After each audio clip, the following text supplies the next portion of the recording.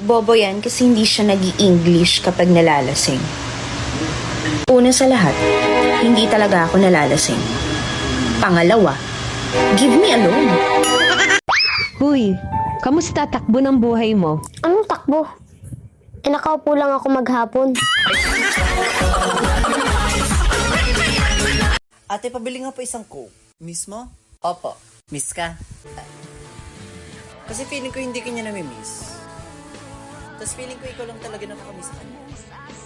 Feeling ko nga sawa-sawa na siya sa'yo eh. Tapos parang ngayon, Kamusta? Friends kayo? Hindi. Hindi. Hindi kanya pa nililigawan. Hindi. May girlfriend eh. Oh my gosh! Nakikita mo sila sa campus na magkasama? Opo. Galit siya talaga. Ano ang pinaka-pinagsisisihan mo sa buhay mo? Yung hindi ako nakinig sa sinabi ng nanay ko. Bakit? Ano bang sinabi ng nanay mo? Hindi ko maalam eh. Hindi ako nakinig eh.